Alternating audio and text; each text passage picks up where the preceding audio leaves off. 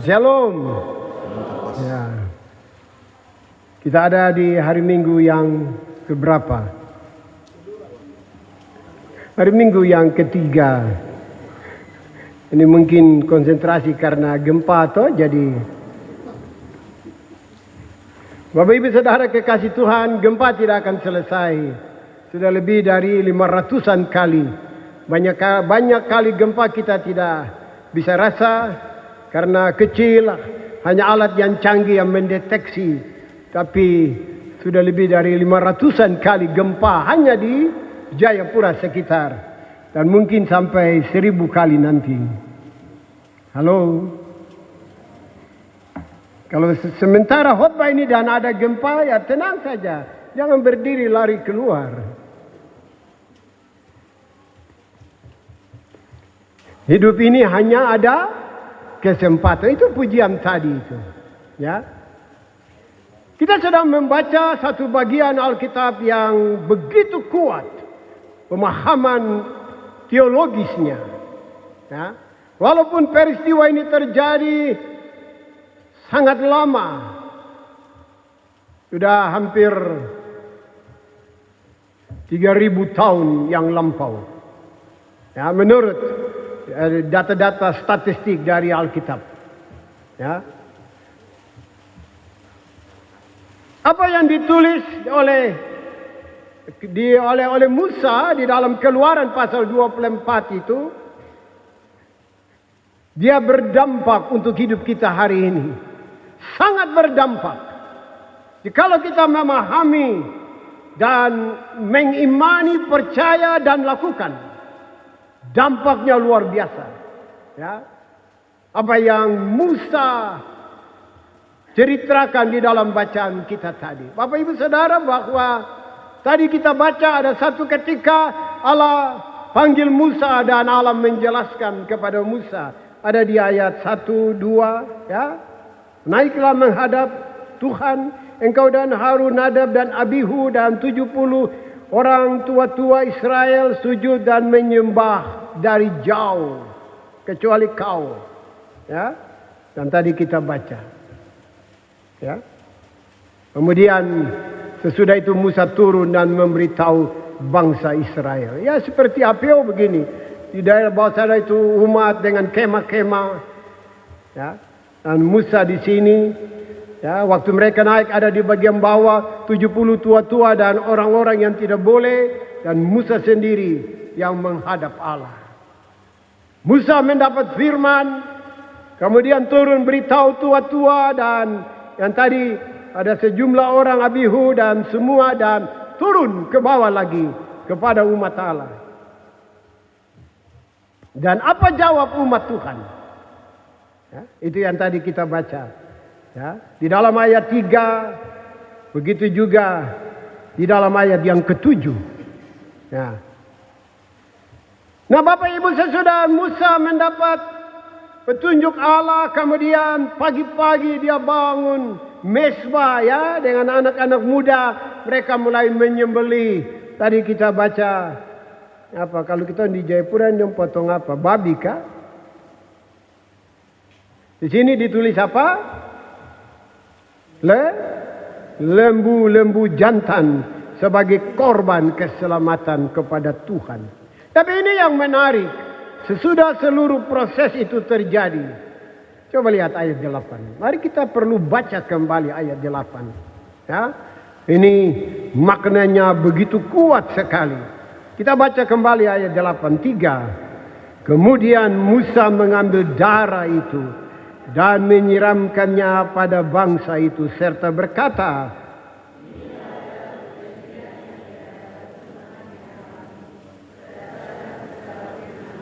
inilah darah perjanjian. Ya. Musa menulis ini sekitar 1445 tahun di dunia perjanjian lama. Sangat jauh. Ya.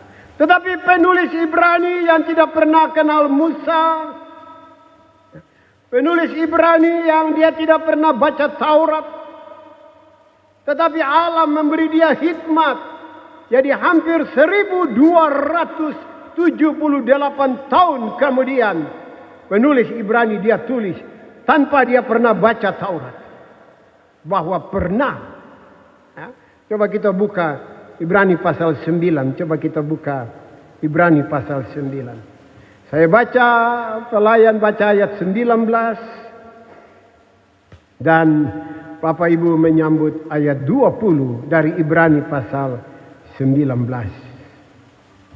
Ibrani pasal 9 ayat 19 dan 20. Pelayan ayat 19, jemaat ayat 20. Dari Ibrani 9 ayat 19. Sebab sesudah Musa memberitahukan semua perintah hukum Taurat kepada seluruh umat, ia mengambil darah anak lembu dan darah domba jantan serta air dan bulu merah dan hisop, lalu memerciki kitab itu sendiri dan seluruh umat Allah. Ayat 20. Dan perjanjian itu dia masih bertahan sampai hari ini. Sampai hari ini 15 Januari 2023. Perjanjian ini dia berlaku untuk jemaat di Pospel Arius atau Wik APO. Sampai kapan perjanjian ini dia berjalan? Sampai Allah datang kembali. Perjanjian itu berakhir. Luar biasa. Ya, dengan darah. Ya, Bapak Ibu Saudara, konsep tentang darah itu berlaku di dunia perjanjian lama. Penulis Ibrani dia mengingatkan kalau masa lampau Allah memerintahkan menyembelih lembu, darahnya ditaruh di atas mezbah dan dipercik kepada umat Allah, mereka dikuduskan. Tetapi perjanjian baru kita tidak perlu darah dari sapi, kambing, domba, apalagi kerbau, babi, apalagi ayam, apalagi. Sudah, itu buat kita makan. Jangan dia darah lagi. Darah yang kita perlu hari ini adalah darah anak domba Allah. Amin. Ya. Kalau dulu itu semua penebusan harus melalui darah binatang. Karena pengorbanan Allah sendiri belum terjadi. Dan penulis dia menulis nanti ribuan tahun kemudian yang kita sudah tahu nanti di Golgota.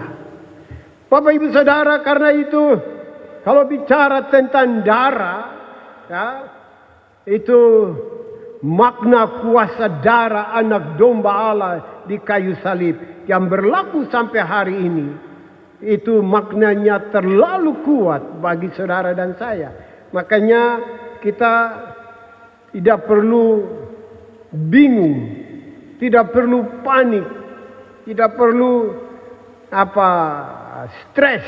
Ya, ini waktu Sambo ditanya, ya, kenapa? Ya, karena saya punya martabat dan semua, makanya ya bunuh Yosua. Ya, istrinya putri apa itu? Saya kira Cendrawasih, tapi apa? Chandrawati kan. Stres, katanya stres. Ya. Bapak Ibu Saudara kekasih Tuhan, camkan ini. Ada darah anak Allah itu. Ya. Kita mau belajar beberapa catatan, ada ribuan catatan Alkitab yang bicara tentang hebatnya darah anak domba Allah di dalam karya Yesus di kayu salib. Dan itu harus saudara dan saya alami sampai kapan? Sampai Tuhan dia datang atau sampai kita mati. Ya. Tentang kuasa dari darah itu. Ya. Yang pertama, bagaimana dijelaskan darah itu dia mengampuni semua dosa orang manusia yang mau bertobat dan percaya, maka darah itu ya dia mengampuni, menyucikan. Mari buka Matius 26. Matius 26. Coba kita baca sama-sama. Matius 26.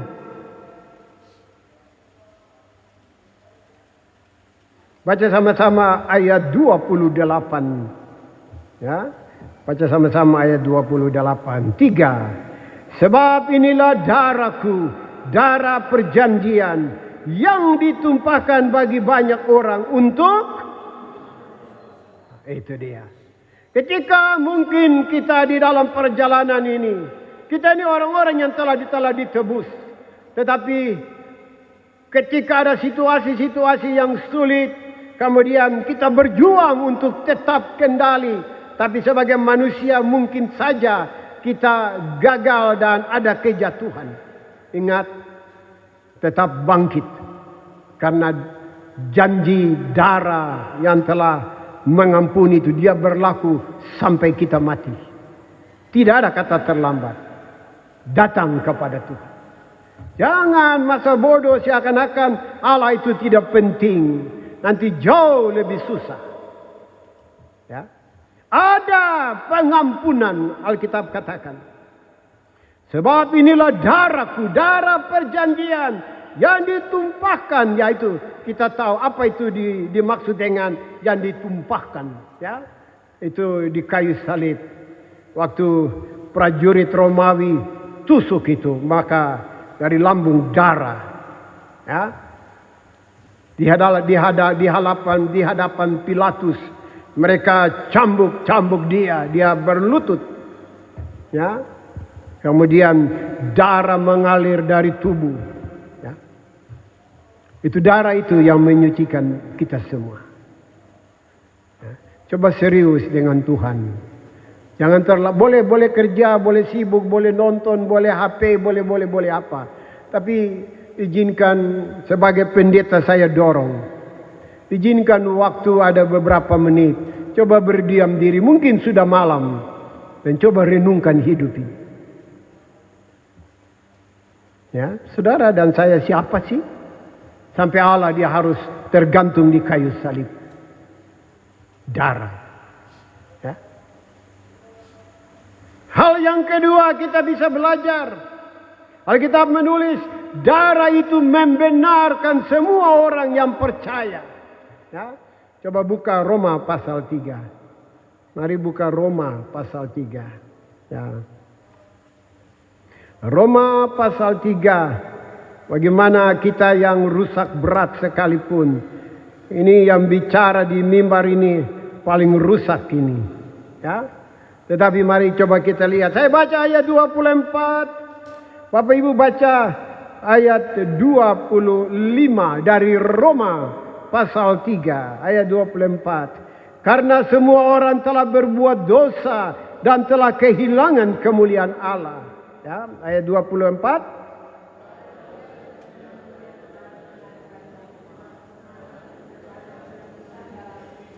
Sama-sama ayat 25:3. Kristus Yesus telah ditentukan Allah menjadi jalan pendamaian karena iman dalam darahnya.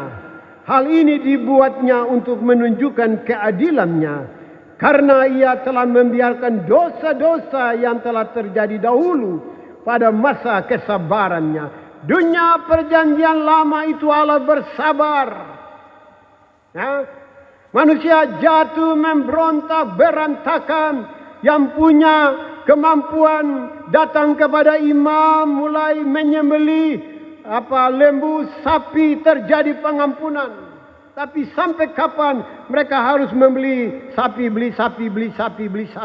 Setiap kali jatuh dan jatuh. Pasti tidak mungkin. Dan Allah bersabar. Alkitab berkata. Dan akhirnya Allah pulihkan dengan satu kali penebusan. Dan selesai. Tinggal mengimani dan percaya. Itu saja. Tidak perlu beli sapi dan sembelih lagi. Tidak. Yang pertama apa tadi? Darah itu mengampuni. Yang kedua apa? Darah itu membenarkan. Ya. Luar biasa, ya. Yang ketika di dalam darahnya terbukalah jalan bagi orang-orang yang percaya dan langsung menghampiri takhta kasih karunia Allah. Ingat waktu Yesus tersalib, waktu dia mati, ya, tirai itu di Bait Allah di Yerusalem terbelah. Alkitab bilang, dulu itu jemaat tidak bisa langsung datang, jemaat harus melalui imam. Ya. Jadi ada 3 ruang, halaman untuk umat Allah, kemudian Allah ruang suci untuk imam, dan Allah ruang maha suci untuk Allah. Ada tirai-tirai, tidak bisa langsung. Ya. Tapi waktu Tuhan mati, tirai itu terbelah. Artinya manusia umat bisa langsung menghadap takhta Allah. Tidak bergantung lagi kepada imam atau pendeta atau majelis jemaat. Bapak ibu bisa berdoa, Tuhan langsung dengar. Tidak perlu, Pak Pendeta tolong berdoakah, saya punya masalah, bla bla bla. Atau Bapak Penatua atau Ibu Siamas, Bapak Siamas, tidak. Langsung. Ya, takhta Allah. Itu kuasa darah dari anak domba Allah. Luar biasa. Coba kita buka Ibrani pasal 10. Ibrani pasal 10. Dan kita baca ayat 19.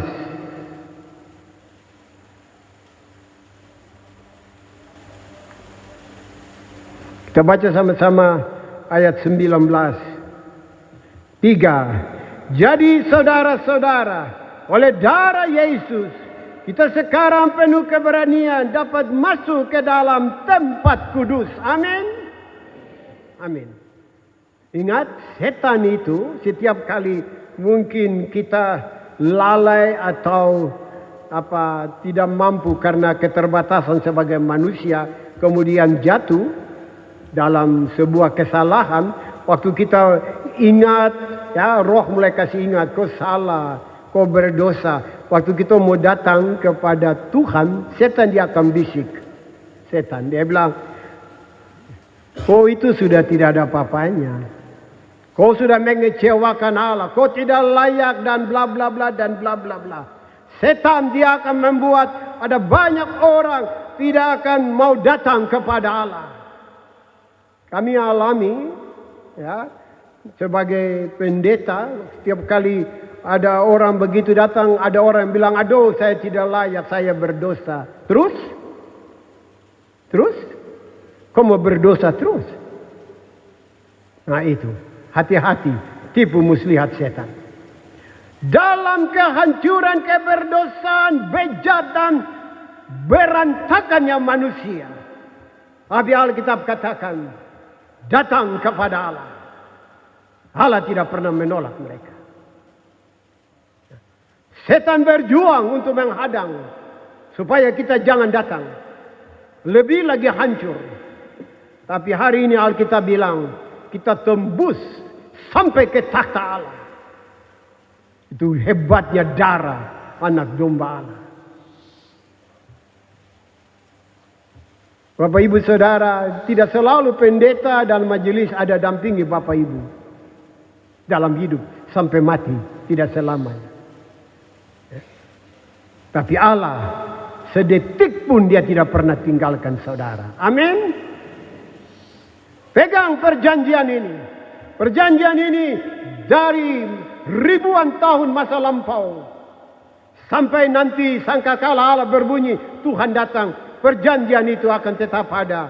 Sesudah pengadilan, orang-orang yang masuk hidup dalam kekekalan bersama Allah, perjanjian itu runtuh. Selesai. Dan hanya ada hidup dengan Allah di dalam kekekalan. Pegang perjanjian itu. Kita orang rusak bagaimanapun, datang. Sorga tetap siap menyambut kita. Halo? Ya, saya senang suka sering-sering kita jalan atau bagaimana tiba-tiba ada hal-hal yang macam itu. Darah Yesus gitu. Is the best. Itu yang terbaik. Ya. Itu refleks. Itu dengan sendirinya. Mengapa? Ya karena kita punya iman itu. Tetapi kan tiba-tiba binatang sih. Aduh. Itu salah. Salah. Ya. Maki-maki malah aduh. Kesaksian tidak ada.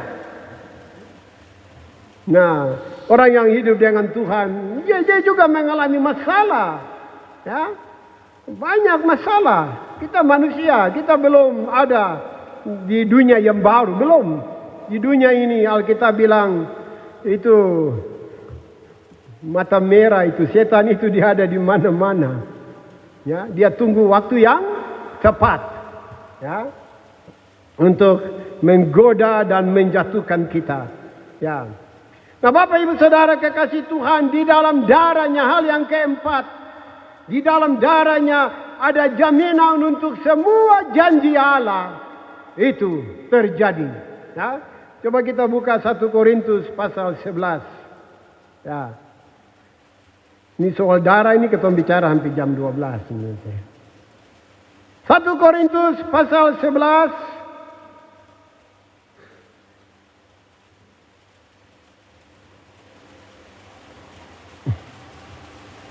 Coba kita lihat ayat 25. Ini kebiasaan-kebiasaan yang salah dalam perjamuan malam. Ya, ini Paulus dia menulis. Ya. Ini waktu Yesus ada di perjamuan yang terakhir sebelum beberapa hari kemudian dia mati. Baca sama-sama ayat 25. 1 Korintus 11. 3. Demikian juga ia mengambil cawan sesudah makan lalu berkata, cawan ini adalah perjanjian baru yang dimeteraikan oleh darahku. Perbuatlah ini setiap kali kamu meminumnya. Amin.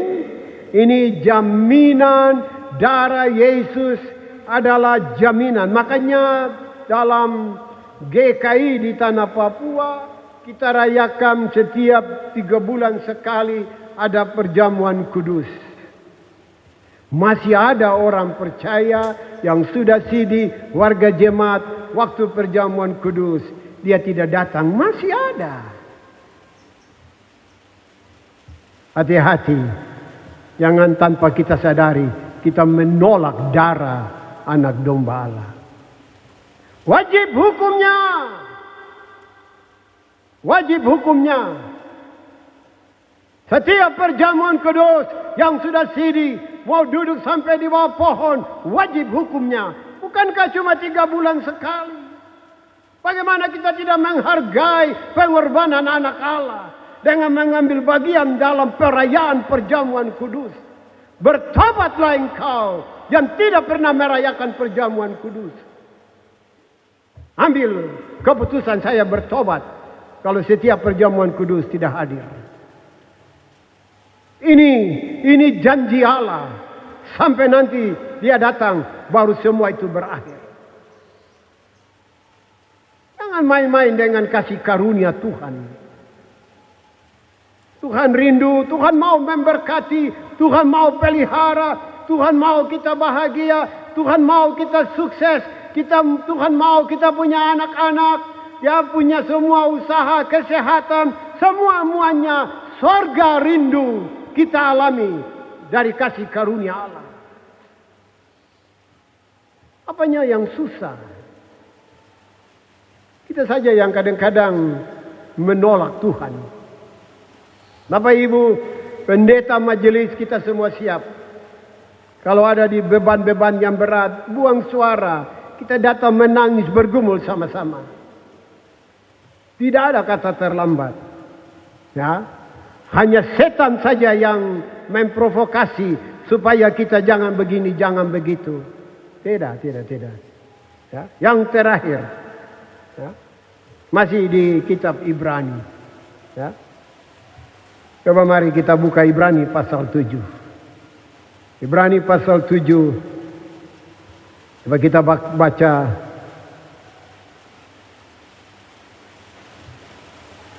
pada ayat yang ke-25 Ibrani pasal 7.